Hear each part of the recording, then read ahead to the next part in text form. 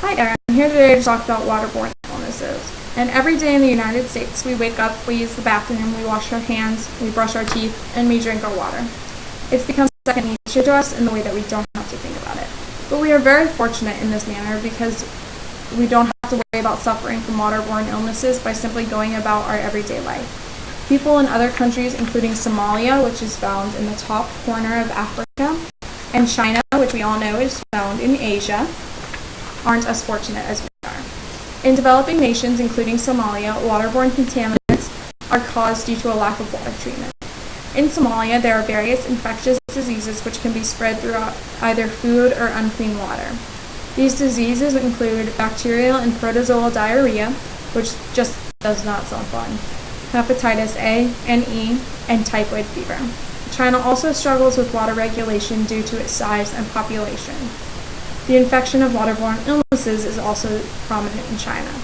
China struggles with bacterial diarrhea, hepatitis A, and typhoid fever. Typhoid fever is one of the most prominent waterborne illnesses in Somalia as well as China. In these countries, many suffer from typhoid fever, which is one of the most serious and deadly waterborne illnesses. On average, 20 million or more people become infected with this disease each year. If left untreated, the mortality rate for this disease can rise as high as 30%, and on average each year, 600,000 cases of typhoid fever prove to be fatal. Typhoid fever often starts in the intestine and then spreads to other organs, causing it to be fatal. These organs include the liver and the spleen. There are treatments available for typhoid fever, however, studies show a growing antibiotic resistance, which makes it harder to cure each time. Typhoid can be considered an epidemic in multiple parts of the world each year. In some places, typhoid fever is one of the top 5 causes of death. Somalia is included in this due to the fact that so many young children and older adults are dying from it. Poor sanitation is the leading factor of typhoid fever. Most often, people become infected through consumption without being aware, simply just trying to do what we do every day, and they become sick from it. However, people in industrialized countries like the United States are not immune or void of this disease. It can often be contracted on vacation to a foreign country.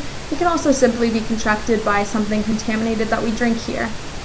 As the illness progresses, symptoms become more and more life-threatening.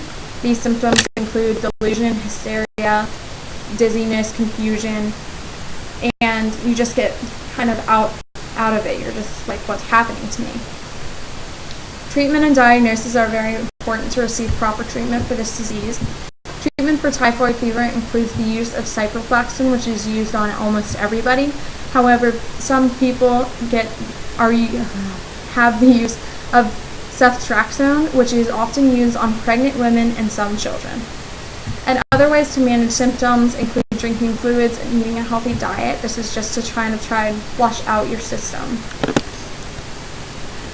If left untreated, this can be proved fatal. There are various ways to prevent typhoid fever. And one of the most basic is water regulation. If water treatment were to be standardized throughout the world, it could possibly eliminate not only typhoid fever, but other waterborne illnesses as well. So I think this is a very important thing to support. There are currently 2 vaccines available for typhoid fever, however, neither have been proven 100% effective, which is just more cause to make water regulation a standard throughout the world. The United Nations Environment Protection Program has introduced a global wastewater initiative. However, it did not cover all waterborne illnesses, and it has not completely facilitated a clean water program throughout the world.